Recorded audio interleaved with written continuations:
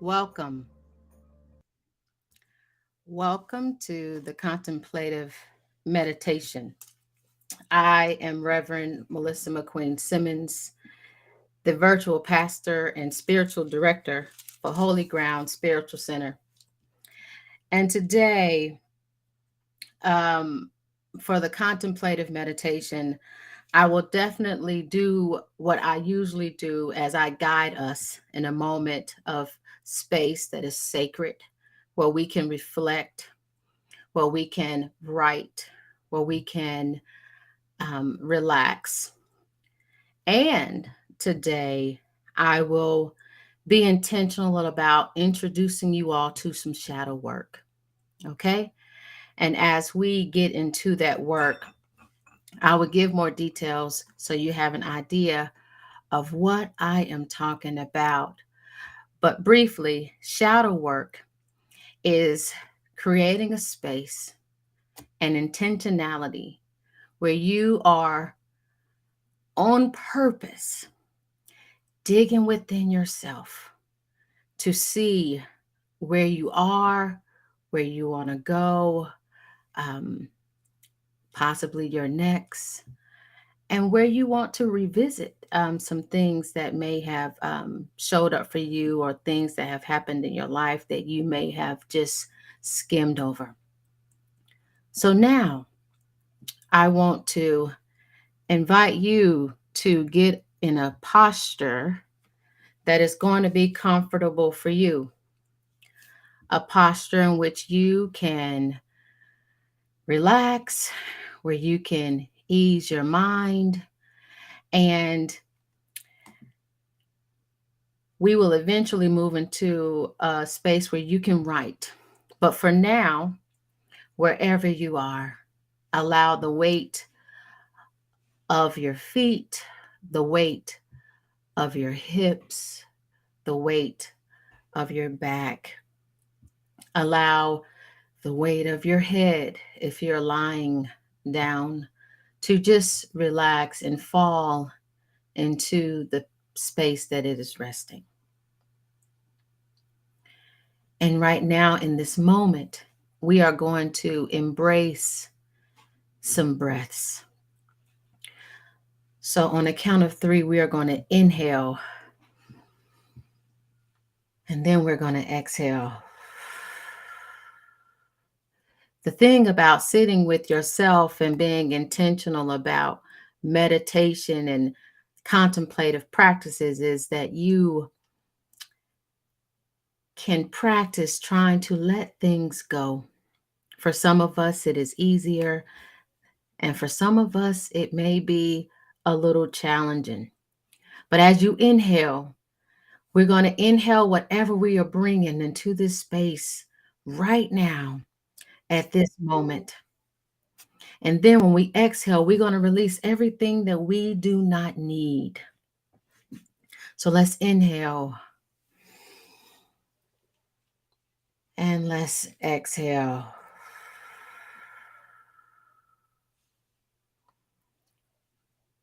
For some of us, this is the first time we have been able to engage in any silence. So let's embrace this moment of silence one more time. And then I'm going to move into the chime and the singing bowl. Let's inhale and let's exhale.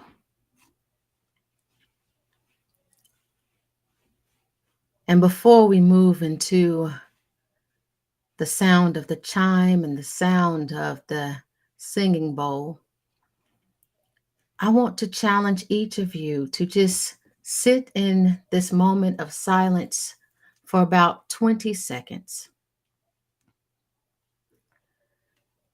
And as you sit in this moment of silence, should something show up for you, write it down if you need to. And our moment of silence begin now.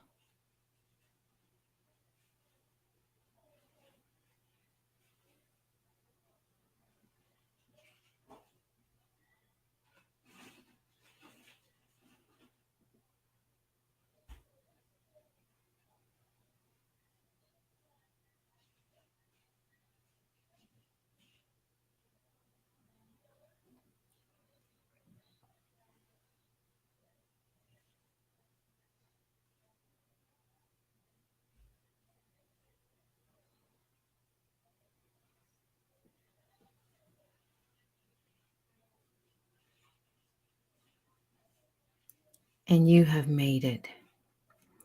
Sometimes our body needs that moment of silence. Sometimes our mind can use that moment of silence. Sometimes our spirit yearn for some isolation, especially in these busy times. So now I'm about to play the singing bowl. And if there's a body part that you want to give some extra attention to, I want you to hold it, put your hands on it. Or if you don't want to put your hands on it, put your mind on it. Speak that body part out loud.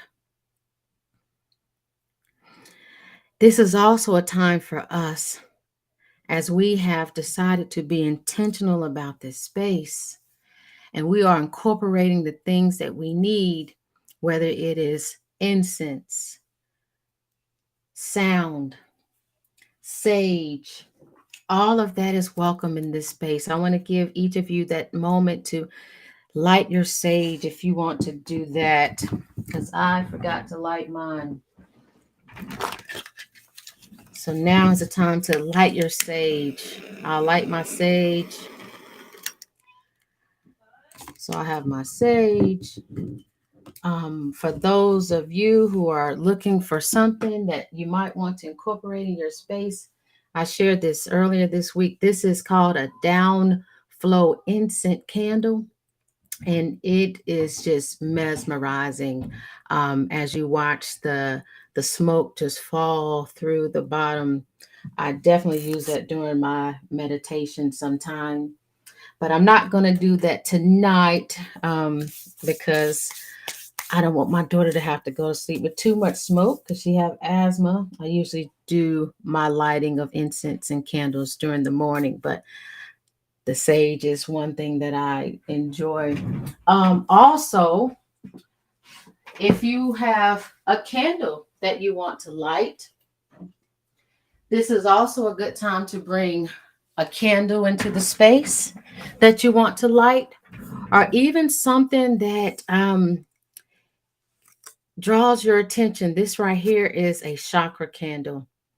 And sometimes while we meditate, we may want to have something that we can just have in our gaze. Because some of us do not close our eyes while we meditate, and some of us do. Okay. So this is a chakra candle, and it has all the colors of the chakra as you try to align or be in tune with those, just in case you want something. Um, Even a plant. Some of us may want to bring some life into your room. Um, and I usually keep I'll show you my snake plant right in front as I study, as I read, as I practice. Uh, Sometimes it's just a reminder that we are life, and the world is life, and it revolves. And as you see this dirt or this soil, sometimes if we need to just get grounded or need to just get stable, it's important to either see some dirt or get your hands in some dirt or your feet on some earth, to just remind it that we are part of this planet, we are part of this world. And for those of us who believe in God, we are part of this kindred, this family. We are part of the children of God. So I'm going to put this here for someone who may want to see some earth or some life in your space. Because meditation is as authentic as you are. You want to make sure it's a space for you. So now we've invited our elements, our sound, our earth, our candles, our light. For some of you who want to make sure you have some water nearby, you've invited that into the space. And we cannot have meditation if we are preparing to listen, if we don't invite our people. I call them my entourage. This is when you invite your guide, the divine of your understanding. This is when you invite the people you know that watch over you. This is when you invite your ancestors. So now is a time to offer up a welcome, an invitation to the divine of your understanding, to God, to your guides, your goddesses, to your inspiration. So speak those names into this space. Make this space as sacred as you need it to be, because we want you to be able to hear from them too. So now that you are in your space and you are comfortable and you have invited all of the elements into your space, I will now play the singing bowl. And this is when you hold your spot of your body, or this is when you think about the thing that you want to wake up.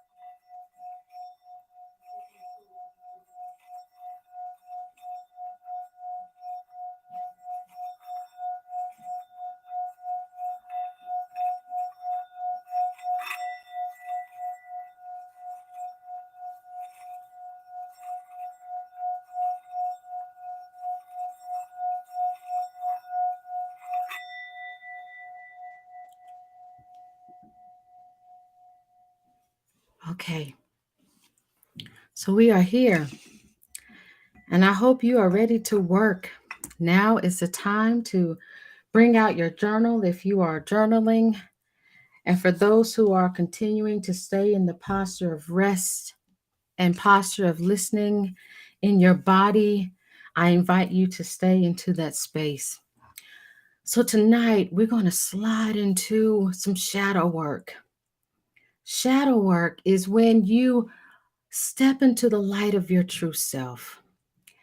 From what I have learned in the past couple of months, sometimes we have adapted to mold ourselves to fit a certain way, or a certain group, or a certain job, or a certain avenue that we have encountered. Okay, and that's okay, because there are going to be moments in life where you have to adapt.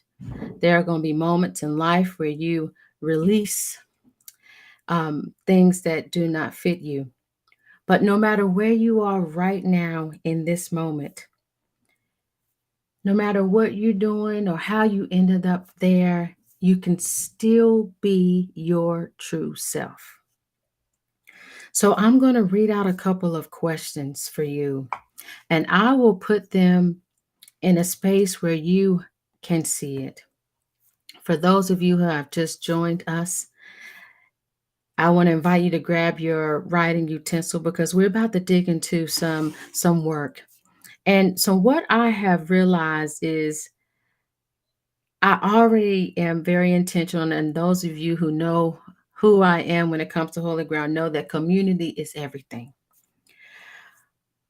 I also know that us being in tune with who we are is just as important. So the first question I want to lift up is this. I want you to list out your core values. List out your core values.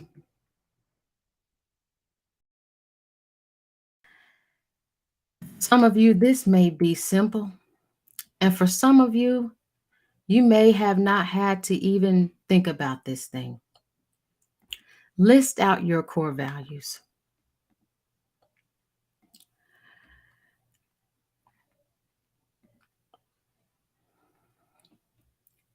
Your core values tell a lot about yourself. And as you are listing out these core values, how did you acquire these values? Were these values given to you? Or were these values that you believed and still believed? What I have learned about values is this: your values determine how you navigate life. It determines how you navigate your friendships. It determines how you navigate your romantic relationships. It determines how you navigate your vocation or your career. It navigates how you interact with strangers. And what I believe more importantly than all of these is that your values guide how you navigate yourself, how you treat yourself, how you love yourself, how you love others, your values. And as you are taking some time to write that,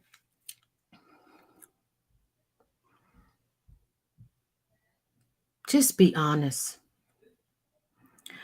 I'm not talking about the values that your mama taught you or your dad or your parent taught you. I'm talking about the values that you know that determines how you make a decision each day. The values that tell you if you really like someone or not, or if you are enjoying your job or not. The values that you hold dear that let you know if you are in love with anything, with anyone.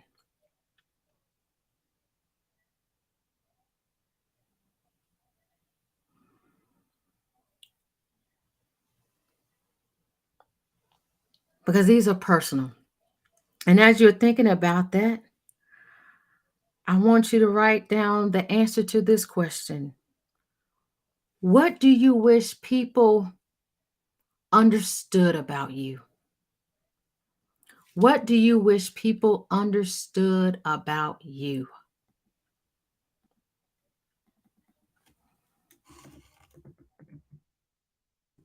I'm going to add that here.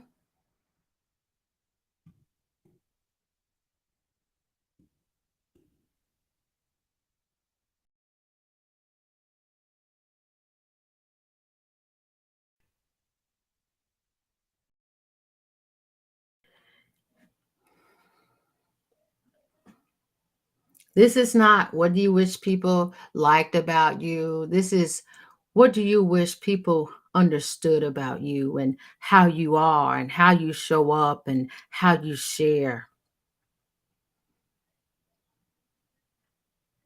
Because the truth is, a lot of us are misunderstood.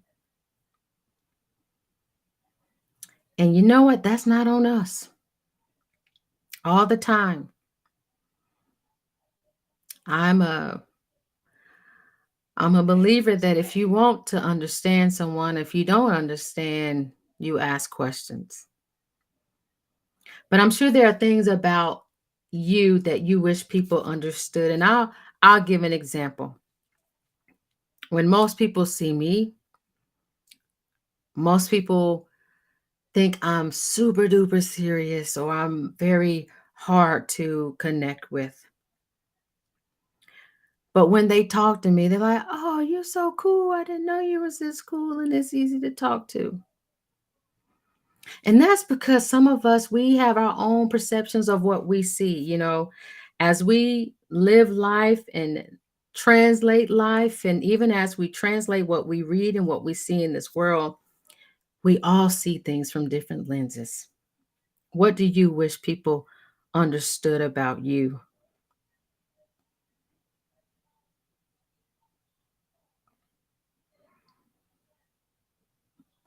And without thinking too deeply, using your gut reaction to this question, do people respect you? Do people respect you? This is a yes or no. But if you want to sit in this and think about moments in which you felt disrespected or moments in which you felt respected, I invite you to do that now.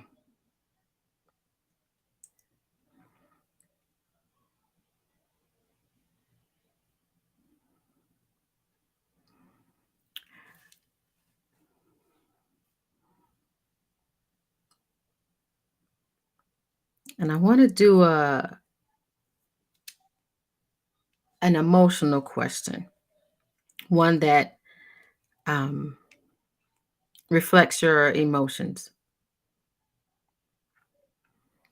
What are your hot buttons or triggers that causes you to get angry or defensive in the presence of others?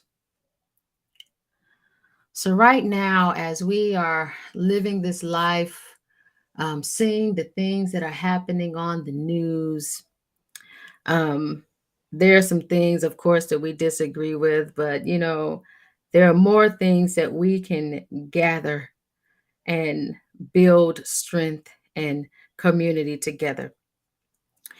And if you don't know what your buttons are that keep you from being in community, or your buttons that activate emotions such as anger, um, it's really going to keep you from being communal. And when you are in space with others, and this kind of go with the emotional question, what emotions do you hold back? Which emotions do you rarely express?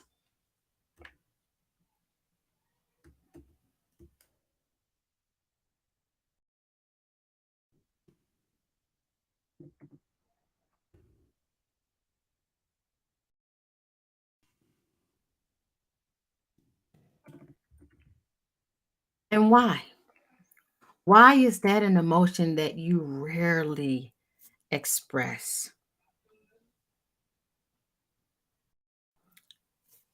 I could answer that for you,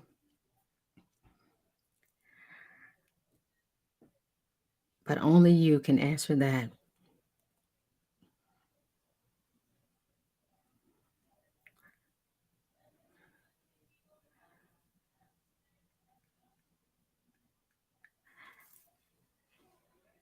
Speaking of emotions, is there anything right now that you envy in someone else's life?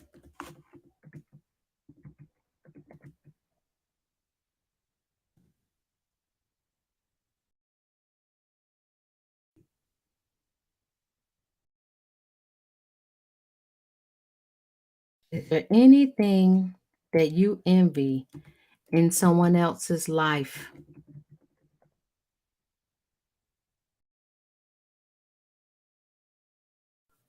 And if so, why? What is the thing that you envy, and why do you envy it? So, shadow work is about us just being honest with ourselves, visiting some things that we don't usually tap into on purpose.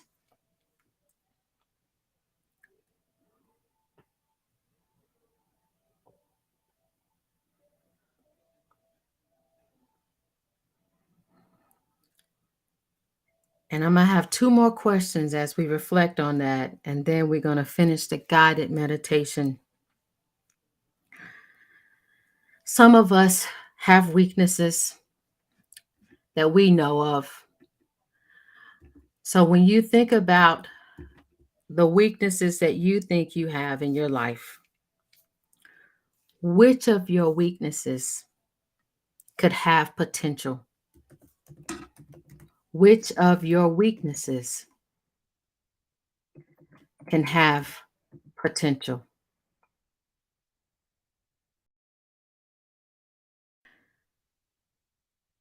Which of your weaknesses do you believe you can put in the work on?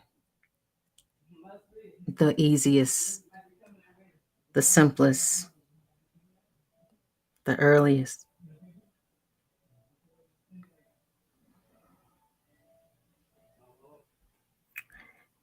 And one last question,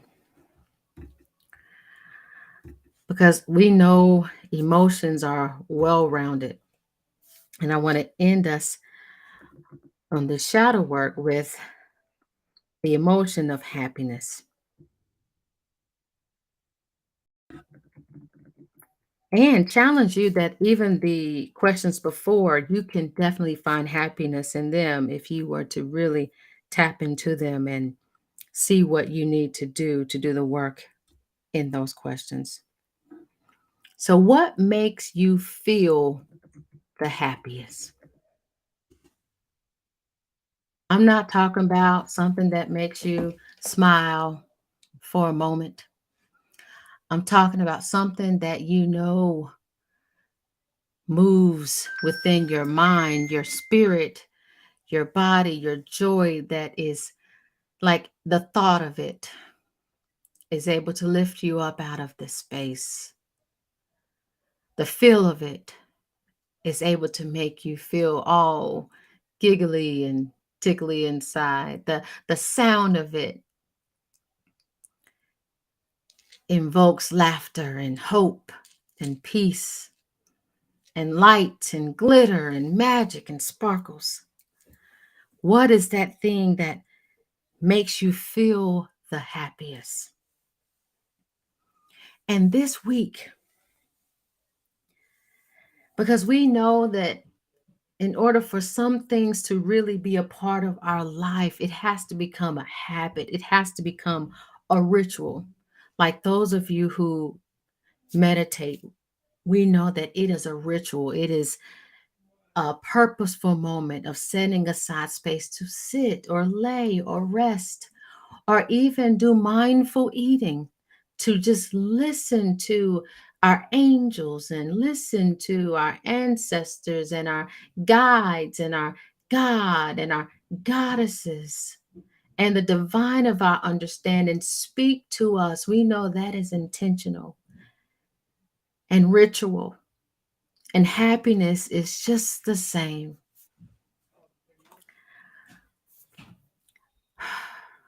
There are moments when we are going to need to be alone and in space with ourselves. And that's going to be okay. Because I tell you,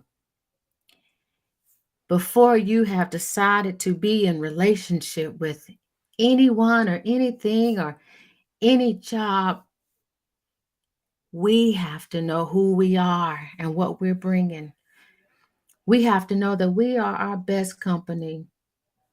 And anybody in our company, they're honored to be in our space. And we have to feel it. We have to walk it. We have to believe it. Head up, chest up, back straight, knowing that you have been called to do something great in this world that only you can do. And guess what? If you don't do it, it will not happen the way that you do. You may see someone doing something similar, but it's not you. It's not what was passed down by your ancestors. It's not what was passed down by God or the divine or our source of energy, our source of light. It wasn't anything that was passed down from the universe. So tonight, I have this quote that says by bell hooks, knowing how to be solitary is central to the art of loving. When we can be alone, we can be with others without using them as a means to escape. And you know what, y'all? I have a testimony, and I'm pretty sure many of you do. Sometimes we take on things because we know it's easy and we know it's something that will just keep us busy and occupied at the time, or and keep us just doing something just to be doing something. But we know once we sit within ourselves and we realize that who we are and what we are worthy of, we won't settle. And having more time to sit with yourself will help you be mindful of what is owed you, what is yours. My testimony is this: it took me to actually sit in a meditation. Usually I meditate for, I believe, quite a long time in the morning. But this morning I took about 30 minutes longer to sit in it. And I listened and I listened. And I learned that I had took on a job or a gig just to keep me busy. Okay. And during this Lenten season, for those of us who follow the Christian way and Christian rituals and practices, it is the expectation that you are to give up or release. So in my meditation, I decided to release my part-time gig or my part-time job I had because I realized it was keeping me from being and living in my most potential. And it took sitting alone. It took asking myself the difficult questions. It took some tears, some weeping actually, to accept that I am worthy of much more. And after I released that job, I became lighter, and practically I've been able to commune with more people. Okay? That's it in its simplest form. And you have to believe in you.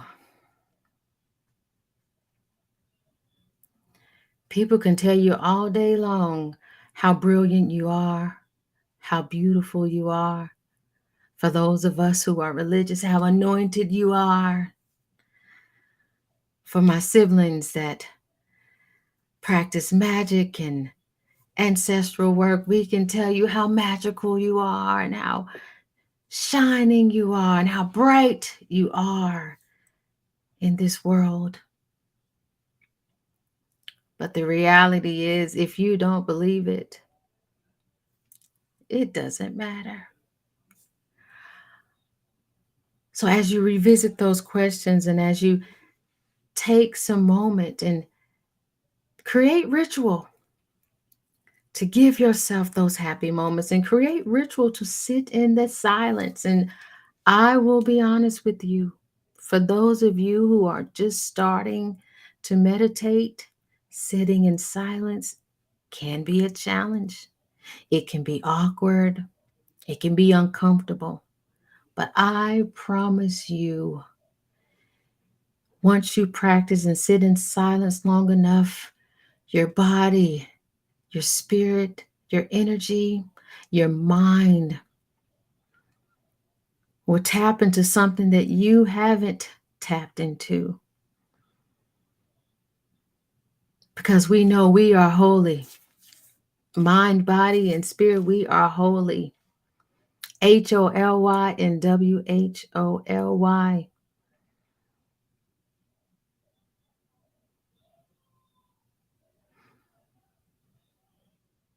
This silence right now is on purpose. enjoy it. Sometimes the noise of this world can keep us from missing out on our good thing. It can keep us from missing out on our blessing. The noise of the people that we keep company of that are not enlightening to our way, into our path, into our journey. The noise of the things that keep us from living out our full self.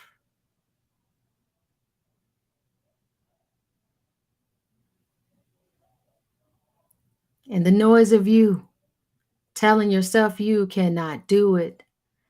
The noise of you telling yourself you are not worthy, you are not beautiful. All of that is noise that wasn't created for you.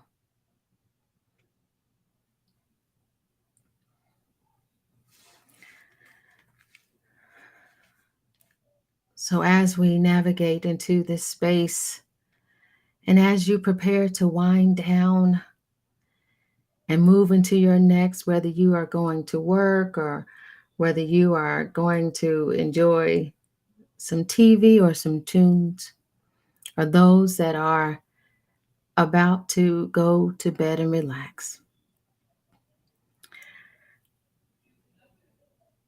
Sometimes when we do shadow work,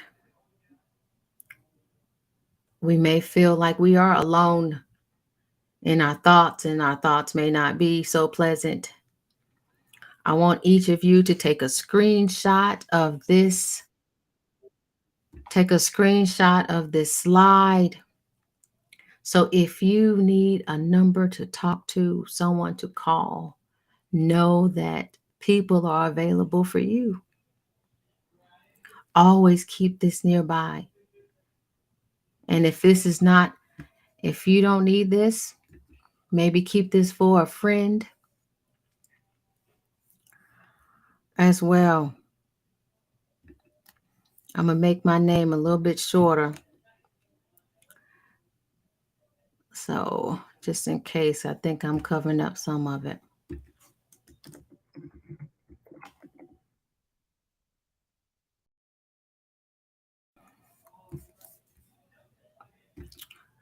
Let me change my name on this slide because I want you all to see this number, these numbers. These may be a number that you can share with someone else. I'm mindful that mental health is on the rise because there are some people who need just some different folk to talk to in their circle. So take a screenshot of this and share this with a friend and keep this for you when you are ready to talk with someone. Let's see here. I remembered something that I forgot to do. For those of you who usually join us for the contemplative, I always pull out a question from, it's called Empowering Questions. Every time we do one, I pull one out. So this is great. This is going to be your question you go home with, or you take with you, as well as the other homework you've been given, your shadow work. And let's see, I'm going to close my eyes. Let's see what we have here. So the question is, how would I want people to remember me when I'm no longer here? How do I want people to remember me when I'm no longer here? This is the question of the week. Wow. Now, this is a question, you all. So for those of you who are doing the journaling journey, this is definitely one to dig deep with. This is a good shadow work question too.